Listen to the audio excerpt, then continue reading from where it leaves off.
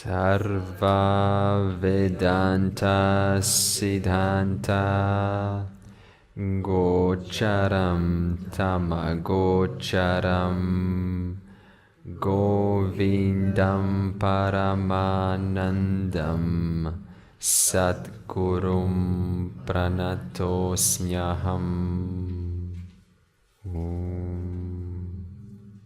When we speak of Ishwara, the Lord,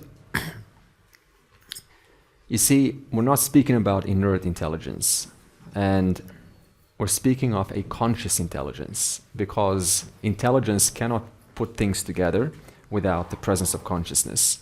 So think not that because Ishwara is the Satyam of all forms. In fact, if you think about any form that we see around us, you say, what is this all resolving into ultimately? See, you no longer stop at atoms or such. You stop at, for now, you stop at Ishwara. You stop at the intelligence. So now, when what you're being asked to do is, you see, before, when you look at a tree and you see leaves and branches, where did the vision stop? At the leaves and branches. But what we are being cognitively asked to do, we're being asked to cognitively look further. This is the essence of a wise person. They cognitively see deeper when they look at this tree. They see not just the tree and branches, they see a orchestration of intelligence in a form of photosynthesis, in the form of tree sap, in the form of when will those leaves shed according to seasonality. All these factors are set up and are very complex that we study in nature. So no longer does a wise person, as a consequence of having received this teaching, do they see the form as a form. Rather, initiatively, you take the effort to see this object, whatever that object is. My eyes were trained to stop at the object. Now, having heard this teaching, it becomes your next duty to cognitively look deeper. You see what we're saying? If we take this simple, our friend here, the pot, we're asked to cognitively see deeper than just the pot. It's simple as that. Now, when I say cognitively see deeper, what do I mean? I just mean simply looking deeper into it. Not that you're seeing actually something different, you're just seeing that this object resolves into its final satyam, for now, the final satyam, which is intelligence. Therefore, when you start to use this understanding, then when you look around and you say, what is the purpose of this teaching? What is the purpose of knowing that all that is here is Ishwara? And that is a big question. Because unless we transfer it to a purpose, this is all just theory. It makes no sense. See, before, where was the product of focus? It was on forms. No more, no less. And it brought me anxiety, it brought you anxiety, it brought you a certain amount of concern, and that's all there was for you, true. But now, you have a constant feedback. You have a constant fallback and a feedback, letting you know, the world is my feedback. And the world is nothing but an expression of the Lord. And that Lord is always asking me, see me, see me, recognize me. Where do I recognize you, Lord? In my very forms that are obtaining through and through all things, including your own body, including your own thought. Your thought is just made of 5 elements. It's just matter, reshuffling itself. The world is reshuffling itself. It's just matter, moving around that you don't see. So the Lord says, hey, the teaching has come. I have given you the teaching. Don't discard it. Don't take it for granted. I have given you the key. Remember, last session I said, you're given the key. What is that key? The key is the Shastra, Viveka Choodamani. I have given you that entry to recognize my presence. And now it is your responsibility to carry this vision forward. At least in your own life. That is your duty now. If you listen to this and you just throw it out, then you are discarding the Lord's vision. You're saying you have given me the key to understanding the whole universe as an expression of this intelligence, which never changes. It just keeps on reorganizing and reshuffling itself constantly while remaining intelligence. That is what I cognitively see. Thus, whatever happens from now on, yes, we address those problems. Yes, we feel that pang of pain and challenge and concern. This will happen. This will continue to happen until the last breath. But where is your responsibility now? To start to see little by little the intelligence behind the whole show. There's no other way, because here's why. If you take out this teaching of intelligence, Ishwara, then where does your satyam stop? It stops at consciousness and awareness. But you cannot objectify existence and awareness. Isn't that true? Because all you have is forms. That's all. The mind is accustomed, it can't think of formless. So you have to give it something so close to existence and awareness. And what is that? It is the Lord. And then you cognitively take your mind further and you say, and the truth of that Lord, the truth of intelligence is existence awareness, which is known to me now as I am. But where do I live? I live with the vision of the Lord. That is the only way to live this vision truly. Remember, you cannot objectify consciousness or the self or existence. If you try to do that, you will fail. You will turn it into a mental image. So what's your only fallback that you have for this vision to truly prosper and percolate throughout your being? It is Ishwara, all around, through and through, past, present, and future.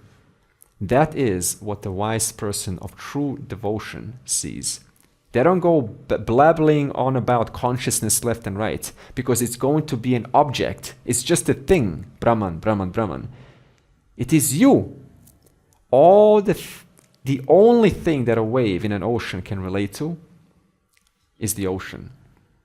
In other words, other forms around it, other waves.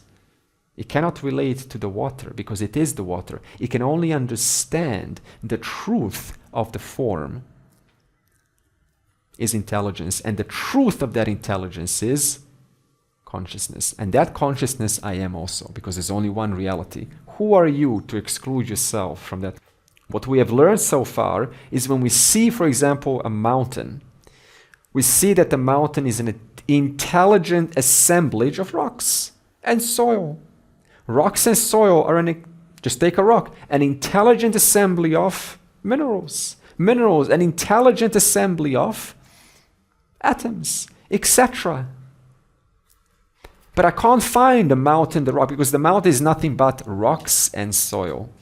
It's really just a rock and soil. You just add a bunch of rocks, one rock plus another rock plus another rock plus some soil plus some trees plus this plus that, and then you call it mountain.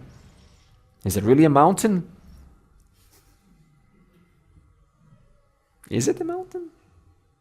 So when you say mountain, what do you really mean when you say mountain? Tell me. Name and form. Of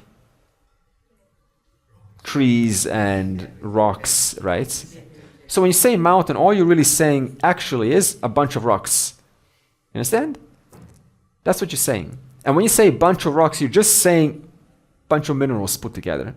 And when you say a bunch of minerals, you're just saying a bunch of atoms put together. A bunch of quarks going up and down from their wave, from the probabilities into up and down. Okay? And those quarks ultimately collapse into tiniest of the tiniest of the tiniest until modern science can no longer see it. But that's where you need Vedanta. Vedanta simply steps over and says, hey, science, you have done a great job. Thank you. You have actually helped us. You've helped us to this Satya Mithya analysis to go even deeper than just a clay pot. Now we can go up to atoms. Thank you very much, science. But let us help you in return. We're now going to say you have stopped at that which you can no longer see. You're still looking for that God particle at CERN.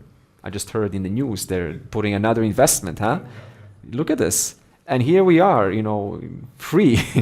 This is what the knowledge is. It's telling you that thing that you're looking for, you will never find because it's not something that you can perceive. You can't even perceive intelligence. You can only understand that there is intelligence at every level of assemblage because you know that it's well put together.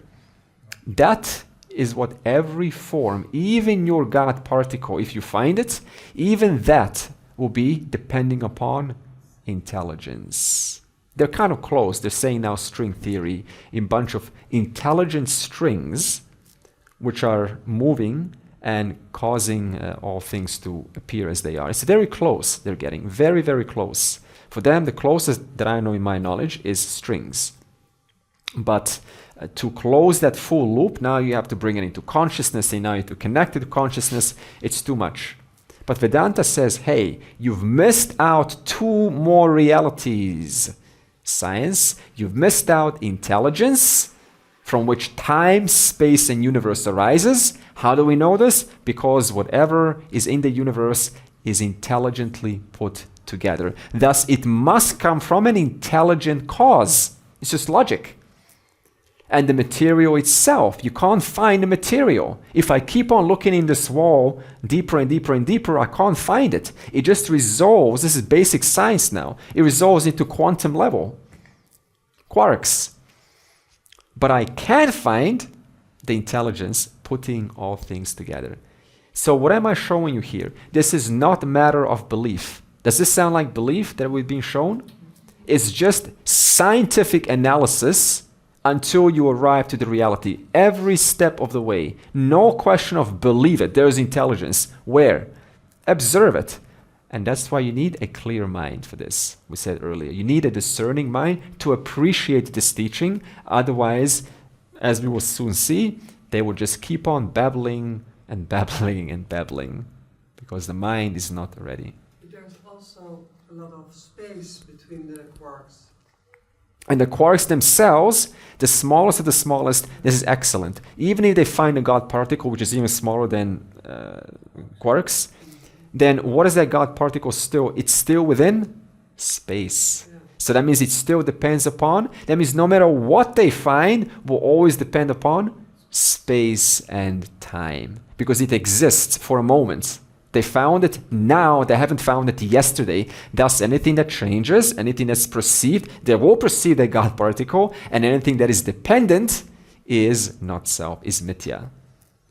So everything you ever discover will be dependent upon time and space, and unfortunately science cannot analyze time and space with their instruments. You can only hypothesize, and you can say space bends and time changes, it's relative.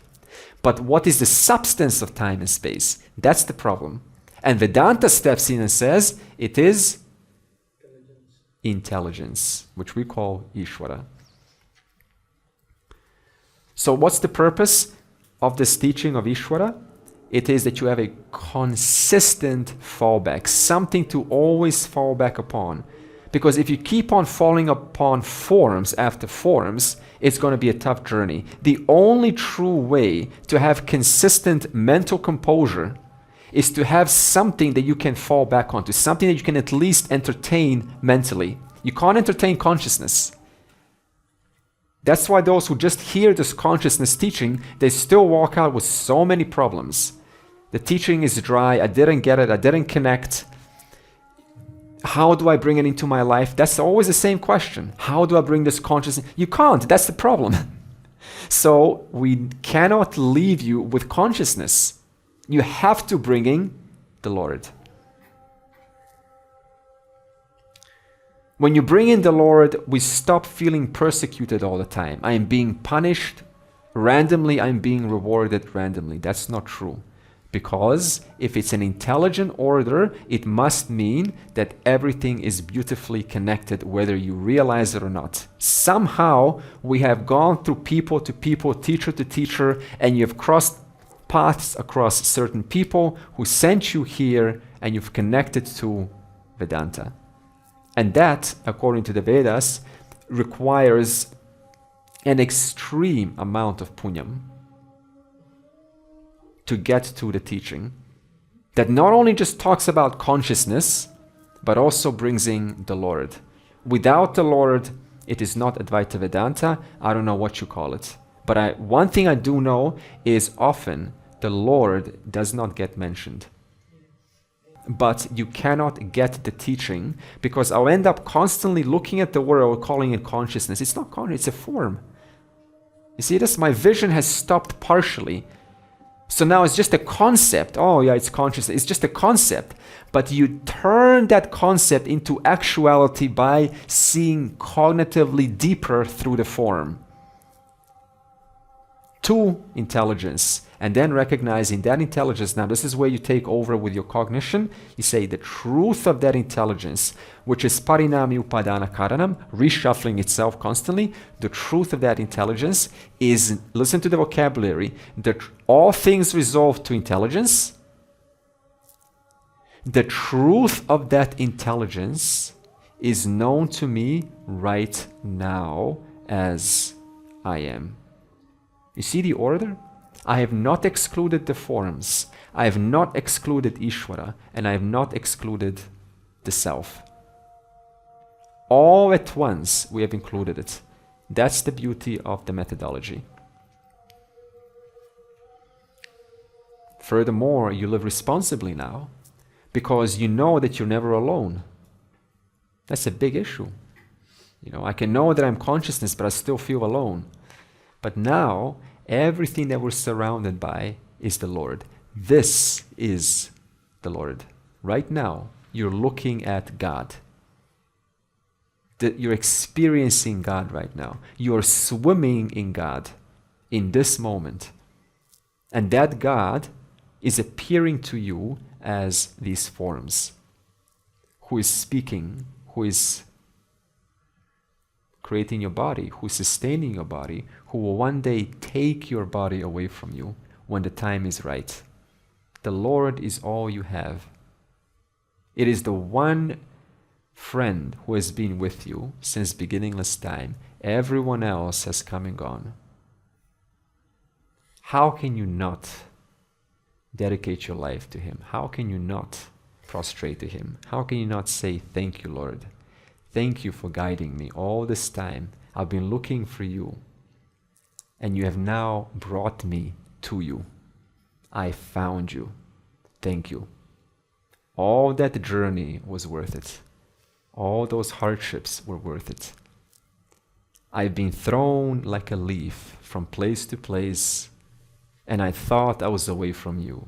I thought I had no meaning, and now I discover that you alone are, and I am with you, that we were never different. I am held gently and warmly in your hands, and I love you. Thank you for helping me. I am now safe. I can never go away. I am always with you. You and I are one. Thank you, dear God. You have brought me to the final teaching. For eons, millennia, I have been seeking you. I now dedicate my life to you.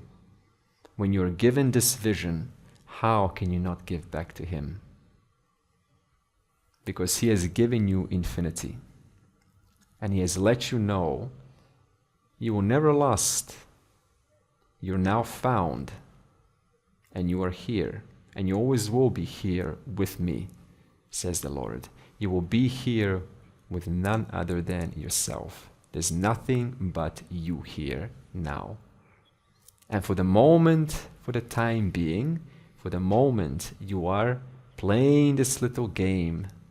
But one day, when you drop your body, you will realize that it was all worth it. And then you will celebrate eternally. And realize, thank you. Now I understand why this game went on, so that I can celebrate my fullness, my infinity. That I am. Thank you. Resting in eternal peace, gently. Everything is now okay.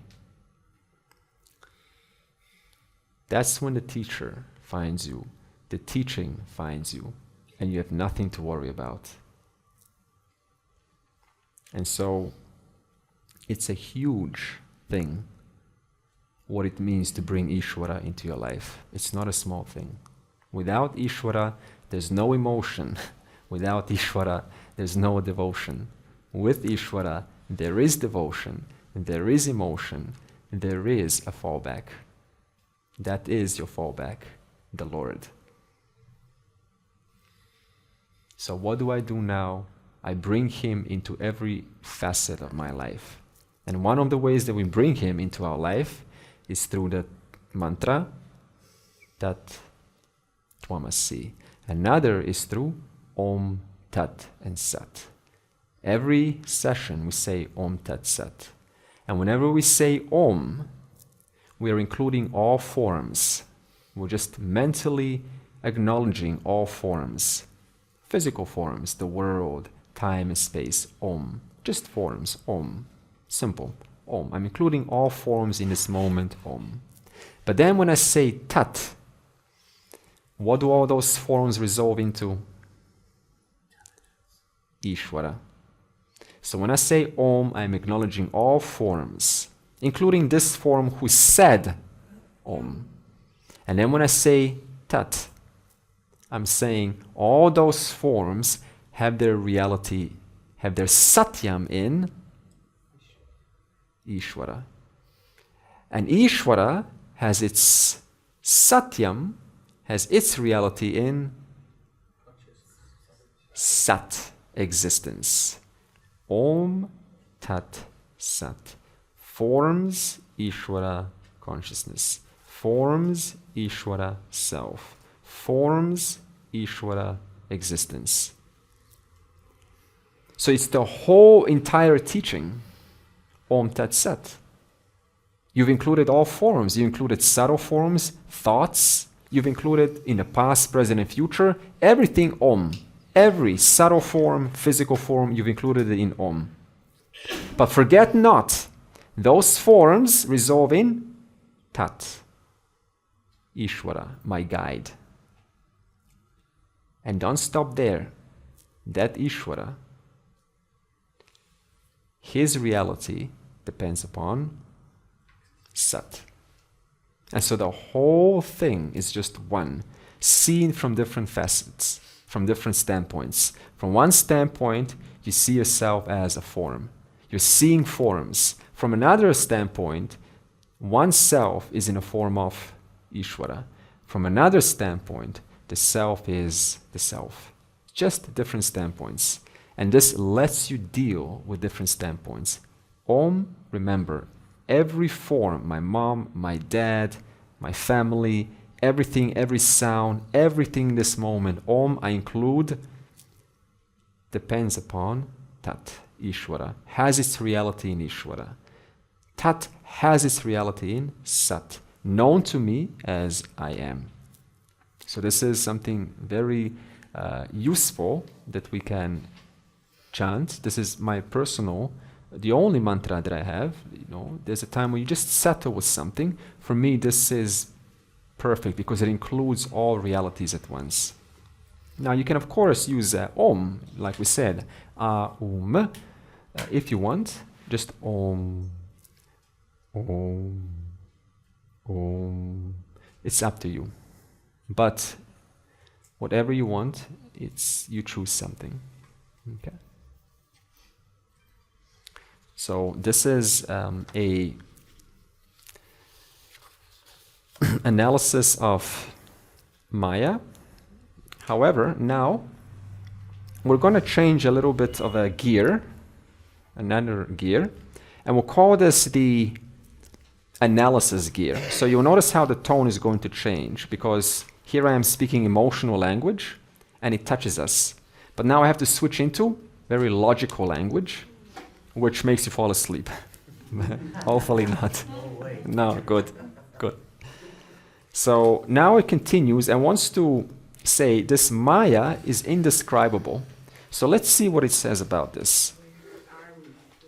32. I still have a question. Before we go on, the question is, I've heard this. People struggle with God, with Lord. Not so much with Lord. Okay, choose the name that is which name touches you. Ishwara, yeah, Ishwara, because it's so fresh. Yeah. Okay, so now it might be different for different people. So I want you to find your word and stick with that. I have because I've done cleaned up. Obviously, this to teach you have to clean up your own stuff. So I love all names: Lord, your friend, your ultimate mother, your father, your parent. All these names are lovely. So fine. Dearest. Dearest, my dearest, yeah. Nearest and dearest. Nearest and dearest, yeah. Okay, so that's a good point. And see, this is very hard to tell who struggles with what, but you have to take some responsibility, and it's okay. So, because see, we don't want to enter this mode where one name pollutes the entire teaching. So be careful here. So do we recognize what name we want in this moment? Do you recognize that? Okay. You can call it the Tao if you want. You can call it wherever you're from. Okay. Does anyone have another name? Bhagavan, the one who is a possessor of Bhaga, of fullness and richness. Somebody asked on the webinar, I'm struggling to connect to this teaching. And she was explaining it very well. But this man was struggling to connect to the teaching.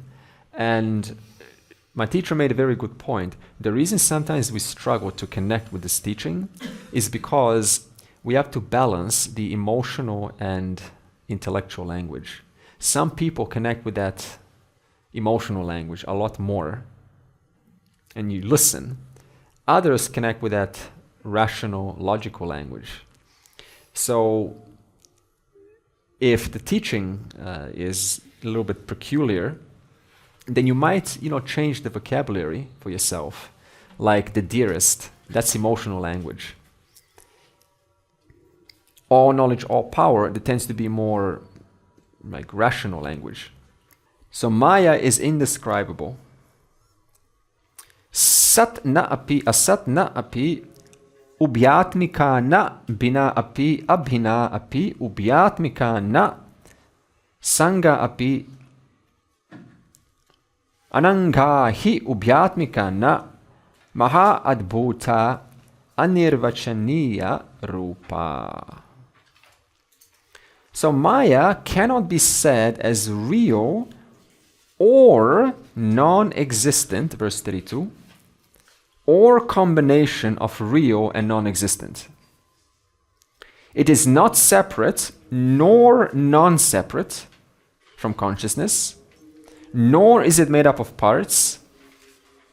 She is a great wonder and cannot be categorically explained.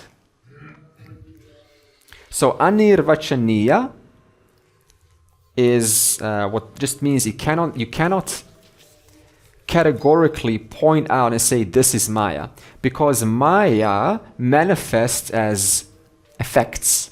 So anything you point to, I'm not speaking of Maya, I'm speaking of one little dot of Maya, like flower. I'm not speaking about Maya, just flower. So then the question is, how do I understand Maya? Now, what's the point of this verse? It is to help you see that there's no point trying to understand Maya. You will just break yourself. So it says, Maya is neither existent nor non-existent. So it is neither sat, absolutely independently existing. So Maya is like the spot, okay? You cannot say that it absolutely exists because it does depend upon the clay, nor can you say that it is asat, that it's non-existent. Because if I say that the pot is non-existent, that's a contradiction. There's a certain functional value to this pot. So Maya, you can't say that it absolutely exists. oh, Maya exists. You see, this is very important because from now on, if you say, oh, Maya is an illusion, what you're saying that in that example is you're giving Maya reality. You see this? Oh, let's talk about Maya. You know, Maya, it's all Maya. Common, it's all Maya. What are you saying? You're giving Maya an absolute reality, as if you can actually pinpoint it. Mistake. Then it says nor is it non-existent. You cannot say that it's not existing, that it completely doesn't exist. So you can't say there's no Maya. Why? Because you can see her effects. You can see her effects in a form of noise, person, gunas, qualities. So now, which one are you going to argue? Does Maya exist? Yes, it does. Does Maya not exist?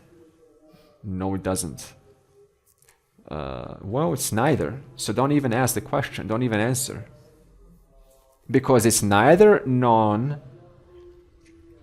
neither does it absolutely exist, nor does it absolutely not exist. Nor is it a mixture of existence and non-existence.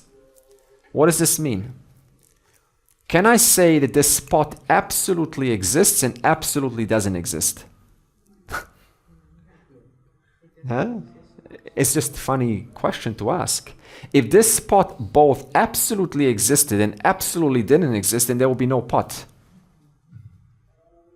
The only thing that I can say is that this spot depends upon its satyam. That's all I can say. That's the only way to understand this spot. That it depends upon its constituents. So why don't we call it mithya We're going to get there. Yeah, I want to hold that word just to get some analysis going. Because when you remove the word mithya, I want to intentionally make it harder for you. Yeah. Without mithya, you can just explain everything. But without mithya, I want you to think a little bit. So then it says, this Maya is neither separate nor non-separate from Brahman. So let's revise this. Maya is neither different from Brahman, nor is it same as Brahman. So what does this mean? Can you say that this pot is different from the clay? Can you say that this pot is separate from the clay? No. Okay. So it is neither different from. So neither is this pot different from the clay, completely different from the clay, nor is this spot exactly the same as clay. Because remember how we started the inquiry? What is this? And someone says spot, and then someone else says clay. Now, if I go to a shop, I have to buy a pot, not clay. So I can't say that it's exactly the clay, nor can I say that it's completely different from the clay. Okay? See, if Maya was exactly the same as Brahman, okay? So Maya, that which changes, was exactly the same as consciousness, that which doesn't change, then could you perceive that which changes? No. So just the fact that you can perceive what changes shows you that Maya is not exactly the same as consciousness.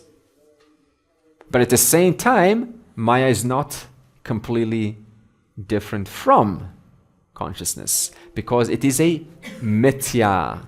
It's a satya-mithya relationship. Okay? Then it says, Maya is neither with parts nor without parts. Okay. So what do we say Maya was? What was the definition of Maya, if you remember? What's potential? Give me something more concrete. Cause for everything that exists. knowledge and power. That's how you define Maya. All knowledge, all power in unmanifest. Ishwara is all knowledge, all power in the manifest. Okay. So if Maya is all knowledge, can you divide your knowledge into parts right now? Can knowledge be somehow divided? Can you like cut up knowledge? No, you can cut up a form, but you can't cut up knowledge. So if Maya is knowledge, and you cannot cut up knowledge, you cannot put knowledge into parts, thus it says neither is it with parts. Why? Because it's knowledge, it's not a physical object. Nor without parts. So look at this. On one hand, it says Maya is without parts because it's all knowledge. But it cannot be completely partless. It cannot be completely indivisible. Why? Because from it arises a partful world, a world full of parts. So neither can you say that it is completely partless, because that would attribute it then to Brahman. Brahman is that which is completely partless. Nor can you say that it is without parts, because you have a partful world. A world of parts arises from Maya. Thus it is neither made of parts, nor is it partless. This is so much. Huh? Like brain scrambling.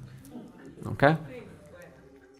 So now the question is, how do you simplify all this? Just give me something simple. That's what the brain wants now, right? So now we ask that question. We say, give me a way to understand this whole thing that you just said in a way that explains inexplicable. See, that's why it's anirvachaniya. Anirvachaniya means inexplicable. You cannot explain it. That's why you got a brain scramble. That's supposed to happen. So now the question is then, how do I, if I could explain the inexplicable, the unexplainable, how do I explain the unexplainable? Well, because it's unexplainable, so you can't really explain it. But is there a way? Yes, there is a way, but it's a very unique way that you would not ever expect. So, can you definitively define this object? Can you like absolutely say it's a pot? And you stop at you stop at the pot. You say it's a pot and you stop there. Can you do that? Not anymore, at least. Not anymore. Before it was so simple, right? Now it's all complex. Now you got brain scrambling all around. Okay? Yeah, what a life it was before. Yeah, you're now all cooked. So before, oh yeah, it's a pot now, go home, right? Now, can I stop at a pot? No. Because if I stop at a pot, I'm judging it. I'm putting a label onto it and giving it one little definition that doesn't do justice to what this really is. What this really is so much more than a pot. It's also the clay. But it's so much more than the clay. It's also minerals. But it's so much more than minerals. It's also atoms. It's so much more than atoms. It's also Ishwara. But it's so much more than that too. It is consciousness. And that's where it stops. Consciousness. Existence. So now, what is one thing for sure is that I cannot label this with one single definition anymore. Not anymore. No longer possible. Because now you know too much. Now if you label it, you might feel like, no, but there's so much more to it. It's actually also the clay. I can't just say it's a pot. So if there's one thing that you can ascertain from this, is that when you look at this pot, which is equated to Maya here, I'm looking at one single standpoint. I'm not looking at the whole. That's first thing that you can ascertain. It's only one standpoint of the whole. I'm never looking at the whole. Only one standpoint. That's the first thing. The second thing is that if there's one thing that I can say about this, remember, I can't say it's a pot anymore. nor that it's clay. If there's one thing that I can say about this is, you tell me. Speak. It's what? It's intelligence. Did you say that? Intelligence. Super. What else can I say about this? There's one more thing that I can say about this. It's Brahman. In other words, it exists. That's all I can say about Maya. That it exists. Whatever you want to call this, it exists. Then get to the clay level. Whatever you want to call that clay, I know one thing about it. It exists. And you go down the line. It just exists. Because all that is here is existence, Brahman. You see how we cancel out the labels even? Now what are you going to call each other? Hello, existent. Hello, existence. Yes. But we don't work like that here. So we have to still pretend like we are giving labels to each other. But now cognitively, you take it deeper. So how do you explain that which is unexplainable? The only way is that it exists. But I can't call it anything anymore because I'm not doing it justice. I'm not giving it its full definition. That's why you can't explain Maya. Because you can only explain a part of Maya, but never Maya in its totality. And then it continues. So now we're going to ask a question. And it goes like this.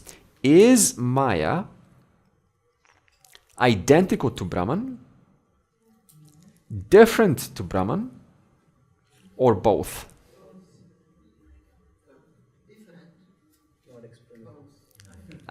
He said? Not explainable. Not explainable. That was a trick question. I said, is Maya different from Brahman, same as Brahman, or both same and different from Brahman? And you try to answer it, but the real answer is, it's inexplicable. I can't answer. So let's analyze that. So suppose we say it's not identical. So if Maya was identical to consciousness, then again, what would be the problem with that?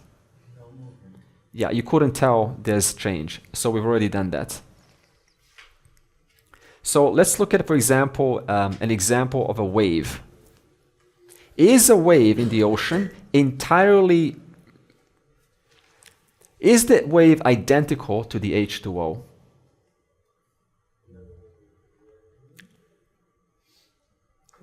No. For now, I'm going to say no. The wave is not identical to H2O, the water. Why not?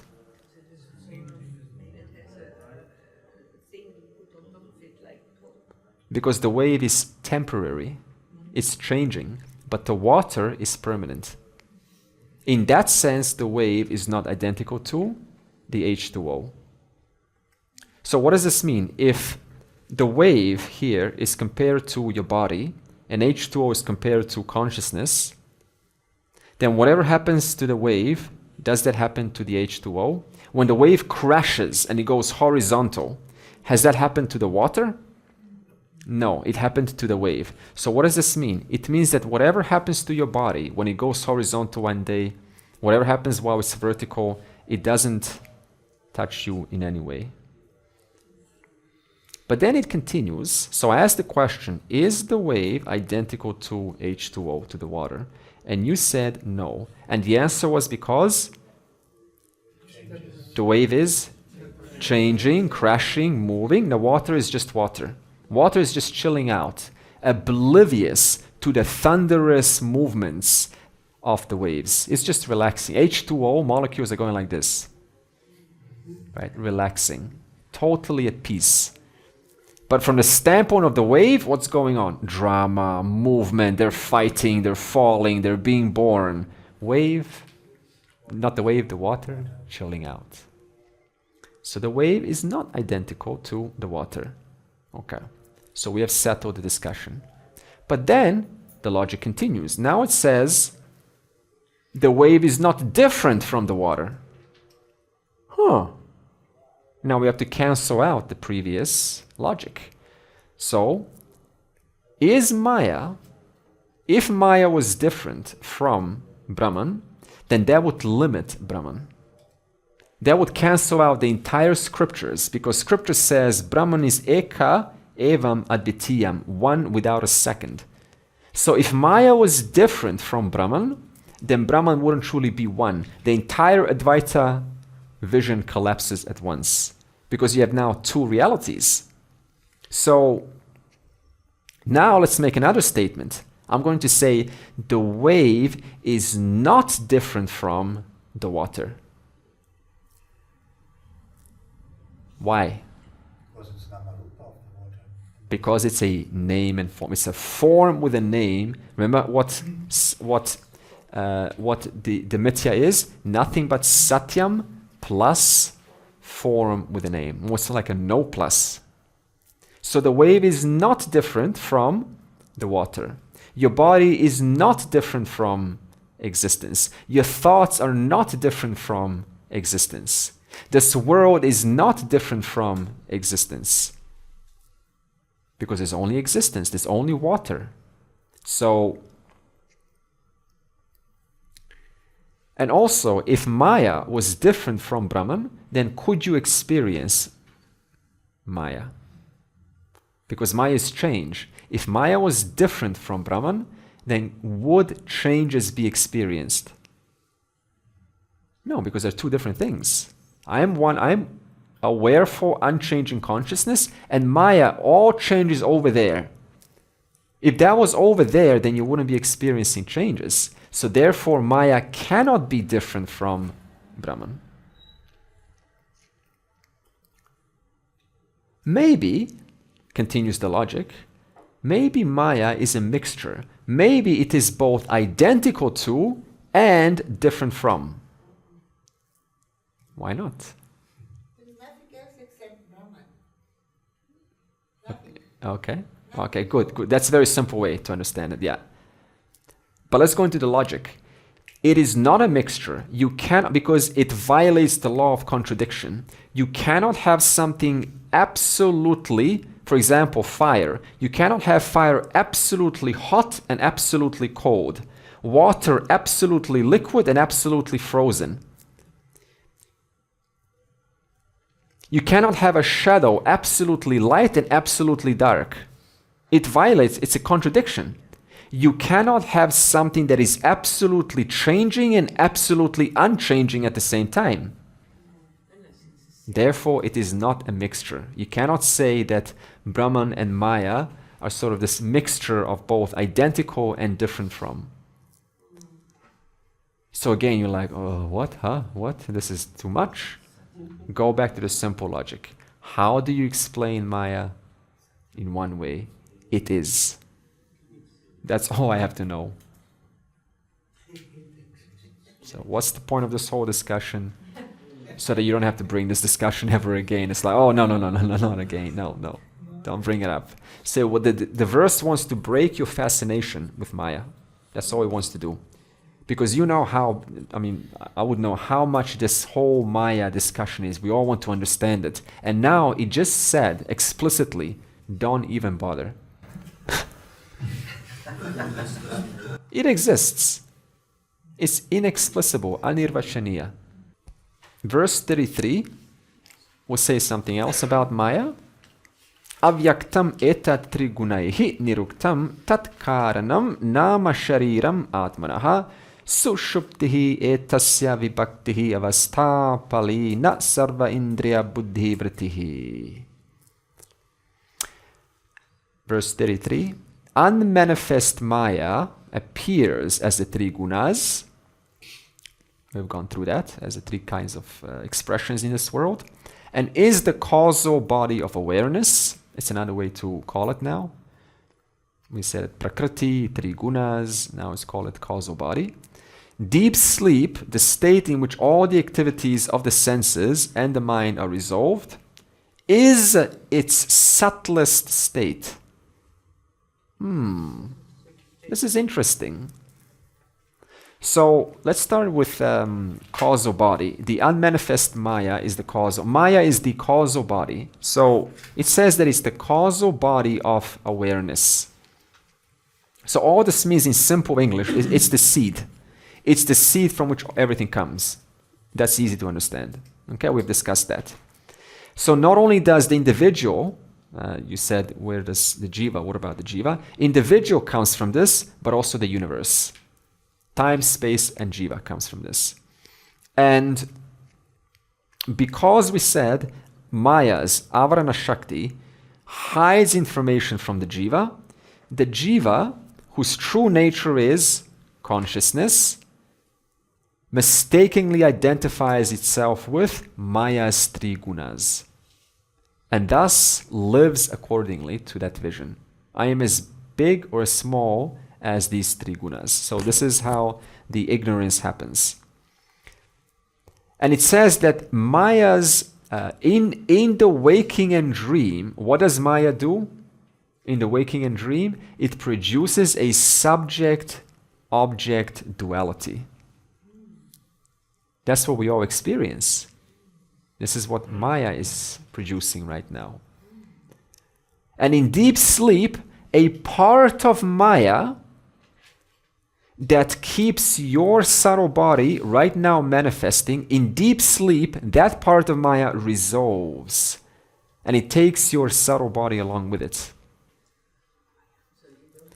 So not the entire Maya resolves, just that part of Maya that manifests your subtle body, that resolves. Where? In a seed form. We call it in your causal body, in Maya. Causal body is nothing but Maya. Consequently, what happens? You experience Maya. As what? Nothing. Potential. That's why you say in deep sleep, I experienced nothing. So then what's the difference between deep sleep and before time and space came, before the Big Bang? What's the difference? Absolutely nothing. Every single night, what you experience is that same state before the universe was born. Nothing. Just on pause. Resolved. The only difference is that during deep sleep, the world resolves just for you. For the rest of us, the world continues. But Mahapralayam, the macrocosmic dissolution, the entire world disappears. But the experience of Maya is exactly the same. Blankness, nothing. So what is potential like? You say, what is this Maya? What is the subtlest version of Maya? Deep sleep. Potential. Nothing. Because it's yet to come. There's nothing to say about it, because nothing is manifest. And this Maya, in the waking state, makes your physical body dominant.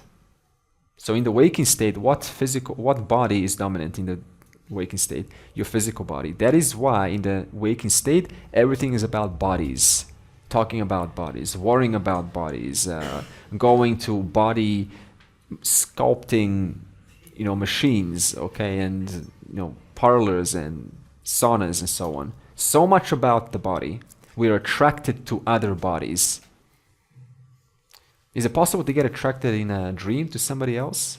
Has anyone ever had that? Yes. Yeah? You actually found someone attractive in your dream? Yeah. Oh? You never had that? No? Oh, it's Too much more ayahuasca. What's that like? Oh, it's fun. No, but wait. Were they new or someone you saw from the waking state? It can also be you. It can be both. Sometimes it's somebody you know, and sometimes it's... If they're from the waking oh, I get what you mean now. Okay, now I get it. Yeah. Yeah. See, I think what happens is you kind of take, some body part that you liked from a waking state, someone's head, someone's arm, you put it together and you create your ideal version. I actually just had a dream 5 days ago like that. It was attractive, yeah. Yeah, now I get it. Okay. Yeah, you wake up really fresh. So in the waking state, the dominant is your gross body, and thus dominant expressions are of the physical body. In the dream, now remember, who sets up the waking state? Maya. Maya also sets up the dream state. Now in the dream state, she makes your subtle body most dominant. Your thoughts, your mind. So if you ever want to know what your mind is about, that's called dream. Inside the dream, that's the full expression of your mind. That's why we call it taijasa, that which shines. It fully shines in the dream. All those things, because there are no more laws, there are no more principles of this world to say that's not the right thing to do. That temporarily, that judgment factor gets expressed, and so all those unconscious, unresolved fancies that you're holding in the waking state, they all come out in the dream. That's why we can do whatever we want in the dream. So that dream is where your mind is dominant. And then Maya strips away the dream state from you, and she takes your subtle body into her. And now you're experiencing her alone, nothing. And therefore, in the deep sleep, there's nothing to say. And in that deep sleep, your subtle body is resolved in your causal body, carrying ignorance of what is my real nature. So now when I come out, when I here means subtle body, when the subtle body comes out of the causal body, that subtle body says, I don't know who I am, because I just came out and I'm still connected to my causal body, which is carrying ignorance. And that ignorance manifests through my words, through my mind as I have doubts about who I am. I have doubts about reality. I have doubts about Ishwara. I have doubts about everything. So you express what is stored inside the causal body. Now, when you remove this ignorance, you sever that, you destroy that ignorance in the causal body. So again, you get born from the wise person. Jivan Mukta gets born, the subtle body gets born from the causal body. And now the Jivan Mukta no longer expresses, I don't know who I am, I don't know Ishwara, I don't know what this is all about, I have no meaning in life. Why? Because the ignorance denying me from recognizing what this is all about, that ignorance has been wiped out. Therefore, the Jivan Mukta comes out of the causal body completely clear. That's why they wake up. They don't search again the next day. Yesterday I got moksha, I went to sleep, I forgot everything. The ignorance got reintroduced into the causal body, and then I woke up and now again, oh, who was I again yesterday? I forgot. It doesn't happen. Once the ignorance is destroyed in the causal body, it's a one-off. Never again can it come back. This is why for the rest of one's life, the Jivan Mukta, when they wake up, they have no issue. They're clear. There's nothing to be concerned about. So this means again that the ignorance has been wiped out. So if you wake up every morning and you have no doubts about who you are, that means the ignorance is destroyed in your causal body. Okay? And of course, someone mentioned sleepwalking. Sleepwalking is not deep sleep. Sleepwalking is the mind is very minimally active, but it's not a state. So you cannot call sleepwalking a fourth state. This will continue tomorrow, and we will talk about 24 principles of creation according to Sankhya philosophy, the order of creation. Not that there is order, but we'll give it some structure. Purnamadav Purnamidam Purnat Purnamudachyate Purnasya Purnamadaya Purnam Eva Avashishyate. Om Shanti Shanti Shanti.